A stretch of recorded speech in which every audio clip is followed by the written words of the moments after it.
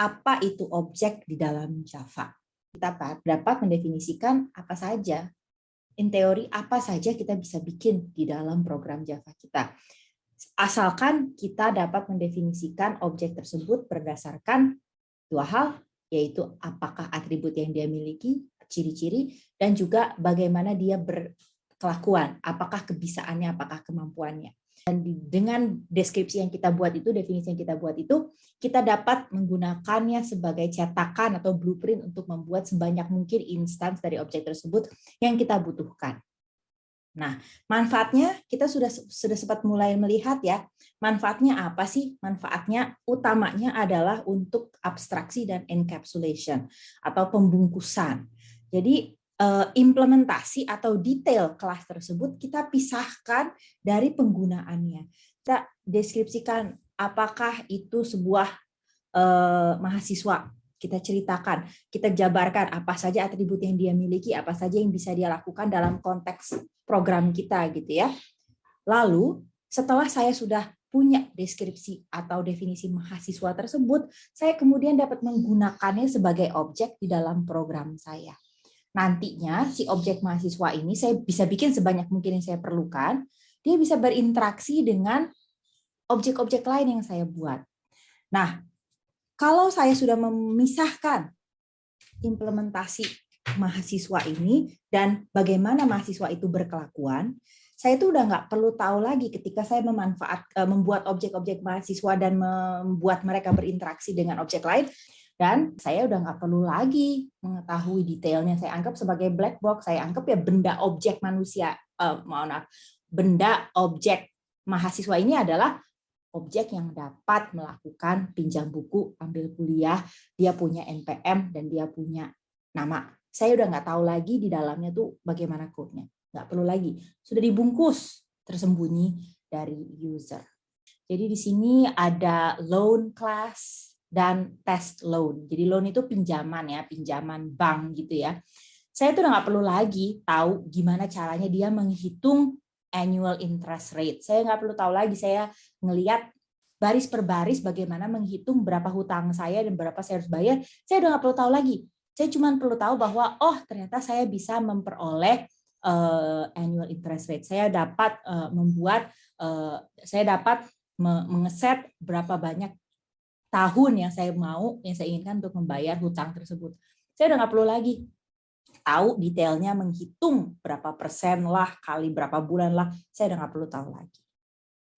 Begitu pula dengan kelas BMI. Nah, di sini saya udah nggak perlu lagi mengetahui get BMI itu apa kali apa, dibagi apa, enggak, saya udah nggak perlu lagi. Saya cuma perlu tahu bahwa kelas BMI ini saya bisa pakai dan dia bisa memberikan saya status dan juga perhitungan BMI. Sampai di sini kelihatan jelas ya, kita nggak perlu tahu lagi banyak detail yang ada di dalam perintil-perintil implementasinya. Nah, yang perlu saya tahu adalah, sekarang saya punya objek course, objek mahasiswa, dan kemudian objek dosen, bagaimana mereka saling berinteraksi di dalam universe program saya.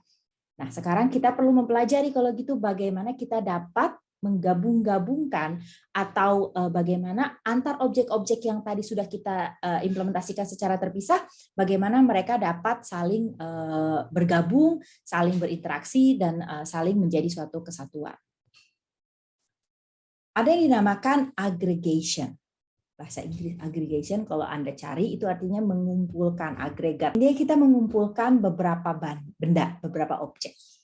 Nah, di sini menunjukkan relasi milik atau memiliki. Yang owner yaitu aggregating, dan kelasnya adalah aggregating class, dan apa yang dia miliki, benda yang dia miliki itu adalah objek yang aggregated dengan kelasnya itu aggregated class. Nah, contohnya di sini kita melihat bahwa biasanya hubungan agregasi ini kelihatan ketika saya memiliki objek sebagai data field dari objek lain. Nah, di sini contohnya ada student, ada nama, dan ada address. Di sini saya memiliki suatu objek student yang tengah ini nih ya. Dan kita ketahui bahwa si student itu memiliki beberapa atribut. Beberapa di antara yang kita perlu perhatikan di sini ada objek name, besar ya, jadi dia adalah suatu objek name, dan address. Nah, di dalam sini saya tahu bahwa ada kelas name lagi nih. Name itu mungkin dijabarkan jadi first name, middle name, last name, mungkin. Dan itu dianggap sebagai satu objek. Kemudian saya juga punya address, mungkin ada yang punya street name, house number, atau city, atau semacamnya. Sehingga lebih kompleks hubungan yang ada antara si student name dan address. Tidak hanya mereka berinteraksi di dalam universe program saya, tetapi si student ini mengagregasi atau does aggregating terhadap class name dan class address. Nah, di sini terlihat satu relasi agregasi tersebut. Kalau sini cukup clear ya bahwa saya punya aggregating class yaitu student dan aggregated class yaitu name dan address. Tetapi kalau saya mau, sebetulnya saya dapat melakukan agregasi antara kelas yang sama. Jadi contohnya, misalkan, nih misalnya person ya, kan kelas objeknya namanya person, orang gitu ya. Si orang ini mungkin memiliki manajer atau supervisor ya. Kita asumsikan ini pegawai kantor mana gitu kan. Supervisornya itu juga merupakan orang. Dengan demikian terjadi hubungan agregasi dengan kelas yang sama.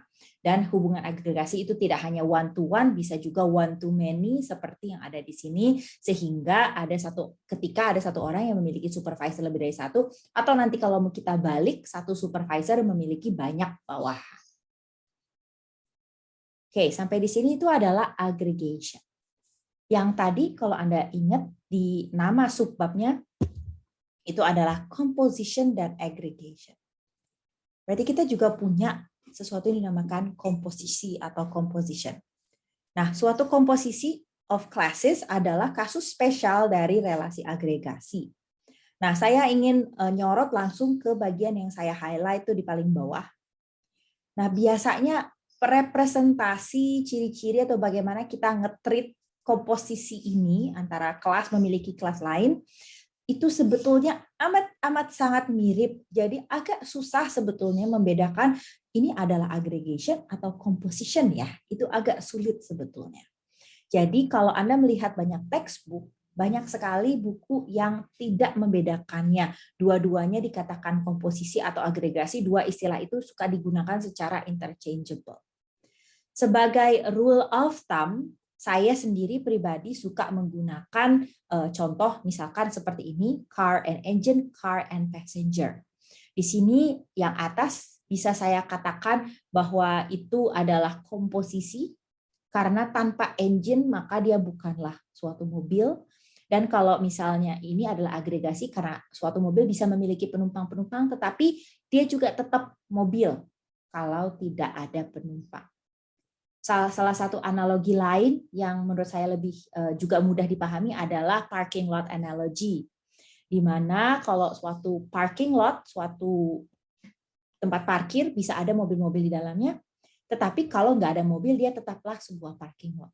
Artinya suatu parking lot mengagregasikan mobil, tetapi si mobil itu dia memiliki hubungan komposisi dengan objek-objek yang build up him, the car itself, tanpa adanya ban, tanpa adanya lights, dan tanpa adanya engine, maka dia agak sulit didefinisikan sebagai sebuah car.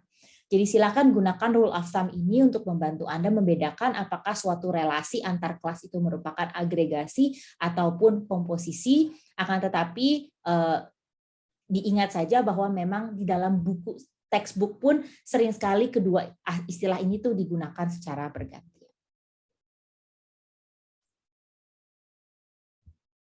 Oke, selanjutnya kita memiliki beberapa wrapper classes. Saya akan tunjukkan apa itu wrapper classes. Kalau wrapper class hurufnya besar ya, kalau misalnya primitive data type yang pernah kita ketahui hurufnya kecil. Ingat perbedaan antara primitive dan reference data type. Kalau primitive, poin paling penting adalah jika saya memiliki suatu primitive data type, misalkan int B sama dengan 3, artinya tempat saya punya B ini, tempat si B ini isinya ya nilai 3 tersebut. Sedangkan ketika saya memiliki suatu reference data type, dalam hal ini saya punya wrapper class untuk integer, misalnya saya punya integer.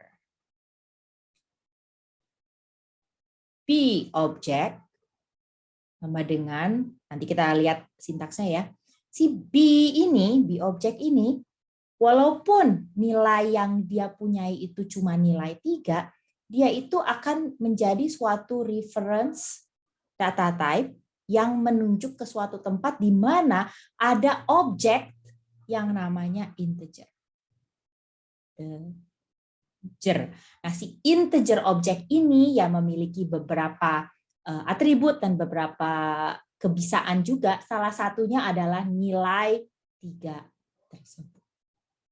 Dan di sini yang terjadi adalah dengan saya punya wrapper class, saya dapat menggunakan primitive data type yang sebelumnya kita sudah tahu sebagai objek. Jadi kalau tadinya cuma int b itu cuma suatu value, enggak, sekarang saya mau bikin suatu objek yaitu integer. Kalau tadinya saya punya suatu char gitu doang, char sama dengan C, sekarang saya mau punya suatu objek karakter. Dan kalau dia adalah objek, manfaatnya apa sih? Ya, terutama adalah ketika ingin kita proses dengan data structure yang jauh lebih kompleks. Misalnya dalam collections, nanti ya setelah UTS, di terakhir kita akan belajar tentang generics and collections. Seperti array list sebagai vektor, kita tidak lagi menyimpan di dalam array list itu, saya tidak akan menyimpan lagi primitive data type. Melainkan yang akan tersimpan di dalam collection saya adalah wrapper class-nya atau nilai-nilai numerik misalnya di sini yang bentuknya adalah objek. Nah, wrapper class ini merupakan suatu kelas di dalam Java yang ada keistimewaan tersendiri, yaitu dia tidak punya no argument constructor. Nah, jadi Anda mungkin ingat ya, kita sudah pernah bahas waktu itu bahwa suatu wrapper class, bahwa suatu kelas di dalam Java itu kalau saya tidak punya constructor lain, dia akan membuat sendiri no argument constructornya. Nah, untuk wrapper class ini dia built-in dari Java ya, dan dia memiliki suatu constructor yang mengirim argumen, dan dia tidak memiliki yang no arg, jadi dia nggak punya default constructor. Jadi selalu ketika saya membuat objek integer, saya harus mengirimkan nilai integernya sebagai argumen. Masuk akal ya? Kalau mana ada sih saya mempunyai objek yang tidak bernilai, kan tidak masuk akal. Jadi dari pengalaman kita ya menggunakan primitive data types, kita udah sering ya, kayaknya Anda udah sering banget nyobain pakai bilangan integer atau bilangan double. Jadi itu yang akan kita bahas dengan lebih detail sekarang di sini. Oke. Nah, di sini kita punya kelas integer big I dan double big D. Jadi ini adalah objek yang akan mengencapsulate nilai dari suatu integer atau float, mohon maaf, integer yang akan mengenkapsulasi suatu value bernilai integer atau long, dan double akan mengenkapsulasi nilai primitif yang sifatnya double. Kelihatan ya bahwa properti yang dia miliki atau atribut yang dimiliki ya value-nya. Value-nya adalah ya nilai integer yang dia mau representasikan dan nilai double yang mau dia representasikan. Cukup clear, cukup straightforward lah ya, ini nilainya berapa. Lalu kita juga punya max value adalah berapa maksimal nilai yang mungkin direpresentasikan, dan min value demikian juga. Dan dapat dilihat kita punya properti apa lagi sih? Kita punya kebisaan apalagi sih, atau behavior apalagi dari dua kelas ini. Kita bisa lihat bahwa ini adalah konstruktornya, yang dua ini konstruktor ya. Kemudian kita juga punya banyak methods. Nah, methods-nya adalah kita dapat mendapatkan nilai-nilainya. Jadi akan terjadi konversi secara otomatis, tersimpan integer, dia bisa mereturn nilai double-nya, dia bisa mereturn nilai short-nya, dan dia juga tentu saja memiliki toString. Kita akan bahas sedikit ya beberapa method yang penting yang ada pada numeric wrapper classes.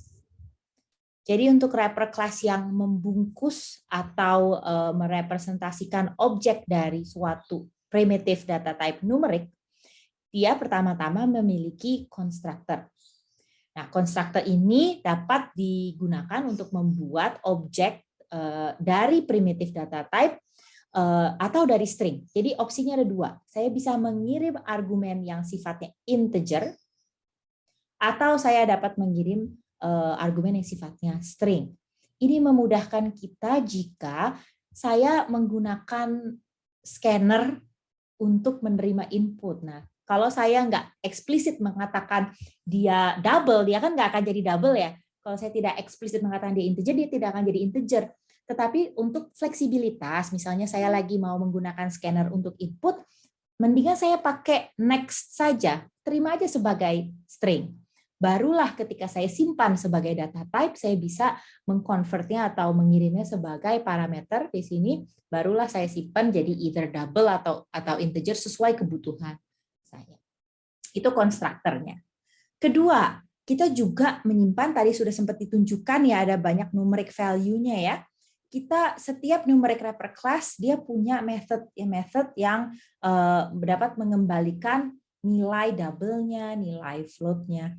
Dan dengan demikian kita bisa mengkonversikan atau mengembalikan nilai-nilai primitifnya. Tapi nggak harus sesuai dengan yang digunakan untuk mengkonstruk. Jadi misalnya dari integer, saya kan tentu saja harus ngirim nilai integer nih ya ke integer, tetapi si integer ini dapat mengembalikan float value-nya. Jadi saya bisa secara tidak langsung mengkonversikan suatu integer menjadi float.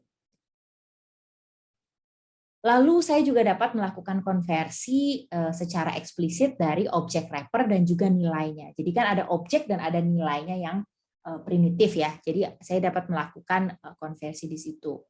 Yang pertama saya dapat menggunakan method value of. Nah, di sini adalah digunakan untuk menginisialisasikan suatu objek wrapper berdasarkan suatu string. Jadi saya dapat juga membuat double value of, itu sama dengan double gitu, supaya saya mengambil nilai double dari string ini yang saya gunakan untuk ngeset value yang ada di dalam double object ini. Saya juga dapat melakukan parsing dari string menjadi number menggunakan method parse. Jadi di sini sudah dibahas ya, ini ada konstruktornya, di sini adalah value-nya, dan ini adalah value of, dan ini adalah parsing integer-nya. Untuk compare to dan to string, ya ini self-explanatory ya. Untuk compare to ya kita bisa membandingkan integer, dan untuk to string ya mengembalikan nilai representasi stringnya untuk ketika kita lakukan pencetakan. Oke, jadi sekarang kita sudah tahu bahwa ada wrapper class yang dapat digunakan sebagai representasi objek dari bilangan, dari data type yang primitif. Jadi saya punya wrapper class double untuk merepresentasikan, untuk alternatif dari data type double yang biasa kita kenal. Nah, kita juga sudah tahu bahwa kita dapat melakukan atau mengubah-ubah bentuknya dari primitif ke wrapper ke primitif ya. Kita udah lihat bahwa kita bisa dapat value-nya, kita bisa juga menggunakan value untuk membuat objeknya. Dan konversi-konversi ini ada namanya. Nah, ini yang dinamakan dengan auto boxing and unboxing. Nah, ini dapat dilihat bahwa si automatic conversion of primitive types to the object to their corresponding wrapper classes. Jadi saya di sini punya char, ini adalah primitive, ini adalah A. Lalu saya sekarang membuat character A sama dengan ini. Ini saya tidak melakukan parsing, saya tidak melakukan new, saya tidak melakukan new character dalam kurung ngirim A gitu ya. Saya tidak melakukan secara eksplisit perubahan atau deklarasi objek. Akan tetapi secara otomatis dikotakin atau dibungkus dimasukin. Jadi bayangkan saya punya suatu kotak gitu ya. Saya punya kotak, ini adalah objek karakter pakai huruf C besar dan karakter. Saya punya char CHA. Saya masukin ke dalam kotak tersebut, lalu saya tutup, saya bungkus, dia menjadi objek karakter. Secara implisit tanpa harus saya gunakan new atau harus saya gunakan parse int dan seterusnya. Yang bawah nggak saya bahas ya, karena kita belum mempelajari array list. Selanjutnya untuk unboxing, ya sebaliknya. Tadi kotak yang tadi kita punya, si karakter objek yang tadi kita punya, saya juga dapat melakukan, ini kan saya punya objek ya, ini objek ya bentuknya ya. Lalu saya lakukan assignment char, ini adalah primitif, sama dengan objek. Nah ini tidak masuk akal ya, masa ini kan kalau kita pikir logiknya, ini adalah primitif data type ya, si char A ini. Si CH yang ini adalah suatu objek. Masa iya boleh sama dengan, nah untuk wrapper class dan corresponding primitive data type numeriknya, bisa secara implisit Java akan langsung tahu dan dia akan melakukan unboxing. Oke, saya buka kotaknya, saya buka objeknya, saya ambil nilainya untuk assignment ke dalam primitive data type. Sampai sini adalah auto boxing dan unboxing. Nah, di sini kita udah pernah ya saya tunjukkan studi kasus di mana integer tidak cukup wide untuk menyimpan nilai-nilai tertentu. Ada batas atasnya ya, nilai yang bisa direpresentasikan oleh data type sifatnya integer. Nah, sehingga kalau saya tidak salah ingat dulu solusinya adalah kalau gitu kita gunakan long saja jika ada komputasi yang tidak dapat dihandle oleh data type integer.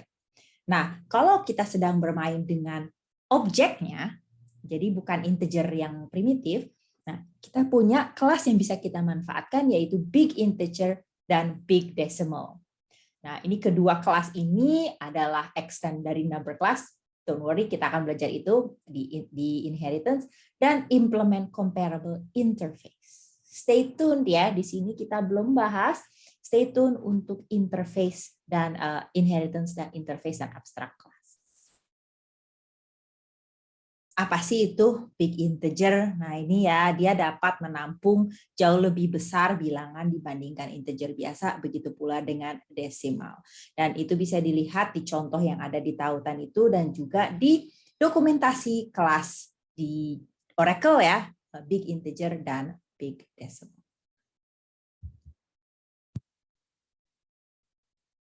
Ada pertanyaan sampai di sini?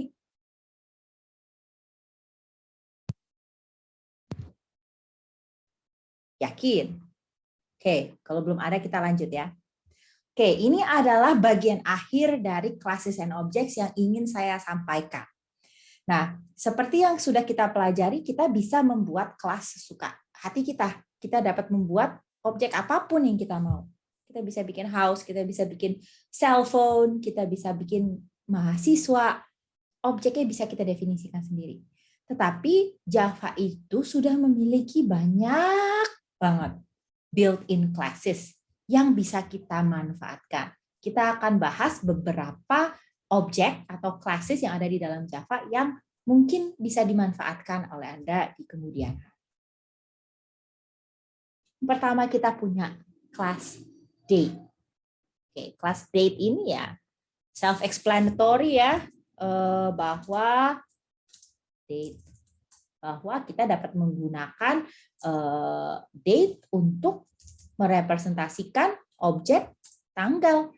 Kebayang kalau kita mau membuat suatu sistem yang membutuhkan penggunaan tanggal, kita bisa dapat menggunakan objek dari Java ini.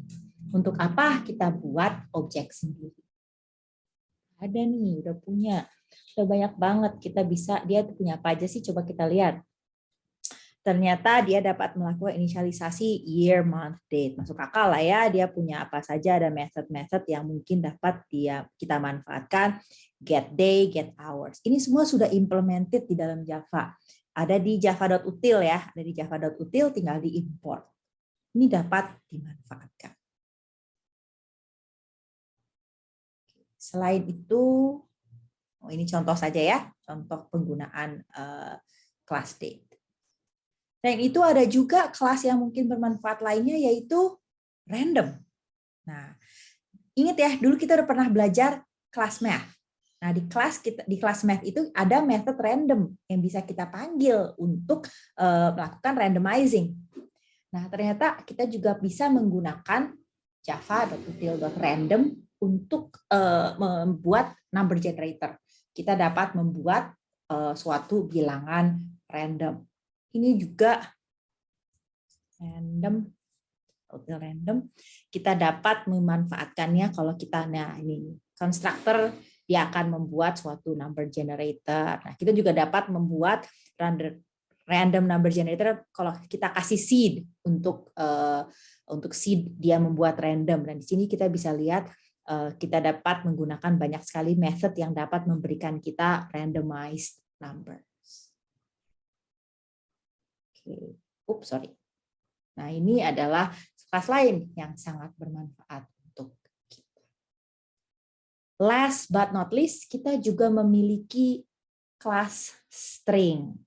Sudah sering Anda pakai sebelumnya, tetapi sebelumnya mungkin belum tahu itu adalah suatu objek. Dulu waktu pertama kali diintroduce ya. Dapat dilihat ya, ternyata kita punya objek string. Ini saya kasih inisialisasi Fasilkom UI. Dia adalah suatu objek yang memiliki atribut tertentu dan juga banyak methods-nya. Kita ingat-ingat lagi, string itu punya banyak method. String. Nah, dia punya banyak method yang bisa kita manfaatkan. Dia bisa mengembalikan string apa aja sih nih? Char add, dia dapat mendapatkan char add, lalu kita juga bisa compare satu string dengan string lain, lalu kita bisa ngecek apakah kontennya sama, copy value, index of, dan seterusnya. Jadi banyak banget manfaat yang bisa kita dapatkan dari class string yang udah implemented dari Java. Nggak perlu kita yang implement. Jadi contoh seperti ini kita dapat melihat bahwa si class string sudah memiliki banyak kebisaan yang sudah diimplementasikan oleh Java, misalnya char add, ends with UI, betulkah, dan seterusnya. Ini banyak. Ini contoh saja beberapa method yang dimiliki oleh class string yang mungkin bisa Anda manfaatkan. Si class string ini nih saking bermanfaatnya, saya akan pecahkan dia menjadi satu subsection sendiri untuk melihat lebih dalam tentang string class. The string class, kita sudah pernah melakukan ini semua ya. Kita dapat melakukan membuat objek string di dalam Java pakai beberapa cara. Pakai keyword new, saya bisa pakai keyword new. Ini tanpa inisialisasi ya. Di sini saya tanpa inisialisasi. Lalu ini juga pakai new dengan inisialisasi. Kemudian kok di sini nggak pakai new, boleh ya? Di sini nggak pakai new. Nah, ini sebetulnya secara implisit di sini ada new. Jadi dia membuat lokasi baru. Jadi dia mereference area baru dalam memori. Jadi sama dia seperti ini. Kan saya pernah jelaskan bahwa ini adalah deklarasinya dan ini adalah pesen dong memorinya gitu ya di new-nya ya. Walaupun tidak eksplisit kita gunakan keyword new, sebetulnya ini melakukan hal yang sama. Karena saking bermanfaatnya dan sering digunakannya si string, Java punya shorthand initializer yang seperti ini. Kita nggak perlu pakai new lagi, dia tahu apa yang kita maksud. String itu adalah objek yang immutable. Ingat ya apa itu immutable? Begitu kita inisialisasi, dia sama dengan Java, dia udah nggak bisa diubah apa-apa. Nah, coba apa yang terjadi dengan potongan code berikut ini? String S sama dengan Java. Ini kan suatu objek ya. Saya punya S. Oh, ini udah ada nih. Saya punya S di sini. Saya punya S. Ini adalah konten dari variabel S ini menunjuk ke lokasi di memori yang tersedia, yang udah di tag gitu ya, memori yang cukup untuk menyimpan string Java, JAVA begitu. Ini ya kayak gini, dia nunjuk ke sini. Ini immutable, sudah tidak bisa saya ubah lagi. Ya udah si S ini menunjuk ke objek ini sudah tidak bisa diubah, dia akan selamanya sama dengan JAVA. Nah, tetapi kalau saya eksekusi baris kedua, apa yang terjadi? String yang pertama kali kita punyai tadi, yang Java ini, tetap Java. Sebetulnya S sama dengan HTML ini dia membuatkan, tadi udah ada ya shorthand-nya. Ini sama dengan new lagi. Si S kita pindahkan ke lokasi lain. Jadi ada objek baru yang dibuat oleh Java, isinya HTML. Si objek Java yang pertama ini masih ada, hanya saja sudah tidak ditunjuk oleh reference. Seperti yang udah kita bahas, ini sekarang objek ini sudah tidak direference dan nantinya akan dikumpulkan, akan diambil oleh Java Garbage Collector. Nah, kalau gitu, saking seringnya si string ini digunakan, kita juga memiliki sesuatu yang dinamakan Java String Pool. Di dalam Java String Pool itu ya seperti namanya ya, kesannya kolam string. Ada benernya, itu adalah tempat ngumpulnya string-string gitu. Nah, karena string itu immutable, nggak bakal bisa diubah. Begitu saya punya suatu string yang isinya Java, udah dia akan selamanya Java. Tetapi padahal setiap string itu, setiap sekali saya punya string, itu akan dipakai. Sering banget dipakai di dalam Java. Jadi untuk efisiensi, untuk ini ya, untuk mempercepat program juga. Jadi untuk string, Java Virtual Machine punya sesuatu yang dinamakan Java String Pool. Dan ini adalah yang dinamakan dengan intern string. Saya akan beri penjelasan berdasarkan suatu contoh. Di sini saya punya string S1, welcome to Java. Ini yang pertama ya, saya punya string 1, welcome to Java. Di sini saya punya string 2, yaitu S2 ya, new string welcome to Java. Karena di sini saya explicit bilang new, artinya saya bilang ke compiler yang tadi string S2 itu deklarasi, new itu adalah pemesanan memori. Saya bilang tolong bikinkan, tolong simpenkan reservasi ini suatu tempat di memori untuk menyimpan string yang seperti ini. String saya isinya welcome to Java. Jadi karena saya eksplisit memesan memori khusus untuk S2, maka si S2 itu akan dibuatkan oleh compiler, oke deh, saya nunjuk ke sini, ini adalah tempat yang Anda bisa gunakan untuk menyimpan string Anda. Nah, ketiga, saya tadi katakan string 3 sama dengan welcome to Java. Lagi. Nah, tadi saya sempat katakan kalau saya pakai gaya seperti ini kan adalah shorthand-nya Java ya. Secara implisit dia tetap manggil new. That is not, tidak sepenuhnya benar. Itu tidak sepenuhnya benar. Untuk kasus S1 di sini, benar, saya nggak pakai kata new. Di sini secara implisit dia akan gunakan kata new. Dia akan buatkan saya letak memori ini yang ini nih. Oke, saya bikinin tempat memori baru. Jadi secara implisit memanggil new.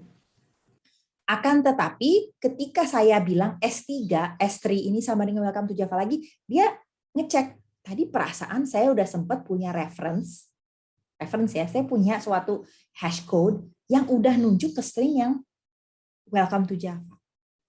Sehingga oleh Java ini, instead of dia bikin lagi lokasi baru lagi, mungkin misalnya di sini gitu ya, daripada dia bikin lokasi memori lagi yang isinya string, tadi saya udah punya. Jadi saya akan nunjuk saja ke lokasi sama yang tadi sudah ada. Sehingga jika saya menggunakan, saya ngecek nih seperti ini, S1 S sama dengan S2 is sama nggak? False ya, S1 dan S2 beda. Karena dia merupakan objek yang sama sekali berbeda. Tadi saya eksplisit minta dia taruh di tempat baru. Sedangkan kalau saya bilang S1 sama dengan S3, dia akan bilang true. Karena dia akan menunjuk ke intern string pada Java String Pool yang sama. Kalau kita pakai new operator secara implisit, pasti new object dibuat. Tetapi kita gunakan string initializer yang shorthand tadi, dia nggak akan bikin baru jika sebelumnya sudah pernah dibuat string yang sama. Kalau seandainya ini saya tulisnya welcome to HTML, ya dia tetap akan bikin objek baru karena belum pernah ada sebelumnya. Inilah keunikan yang dimiliki oleh Java string di dalam Java. String masih punya banyak kemampuan lainnya ya. Kita punya banyak banget nih kemampuannya si strings. Kita punya ini replace. Kita bisa melakukan replace untuk string. Apalagi kita bisa melakukan split strings. Kita juga bisa menggunakan regex, kita bisa menggunakan matching ya, dia nge-match pattern gitu, apakah sama atau tidak, dan itu untuk nge-match kita bisa menggunakan ini Java. Regexnya tuh seperti ini regexnya. Yang saya maksud dengan regex dalam konteks ini adalah dia bisa menggantikan string bentuk apapun dengan suatu pattern regex ini. Ini ada beberapa jenis regex sintaks yang bisa saja digunakan untuk melakukan matching. Mungkin untuk Anda di kelas B ini udah sering melihat saya melakukan regex, yaitu ketika saya melakukan ini nih, melakukan kompilasi. Mungkin udah pernah ya, ingat saya pernah lakukan ini ya. Demo objek ya. Nah ini saya pernah melakukan Java bintang.java. Gitu ya, saya udah pernah lakukan itu ya.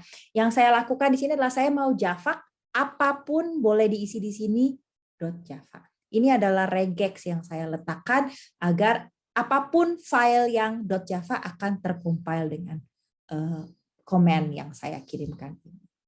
Jadi kalau untuk Anda mungkin sudah sering lihat saya menggunakan regex untuk kompilasi. Regex itu juga bermanfaat untuk banyak hal, misalnya mau melakukan pergantian atau mengubah string secara partial strings, replace all, replace first, and split gitu.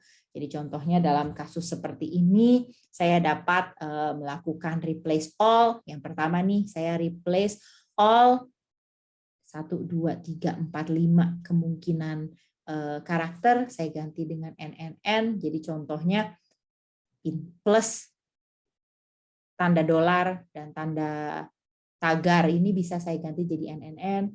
Lalu ini replace first, jadi yang di replace cuma satu dong ya, nggak cuman yang semuanya. Kalau ini replace all.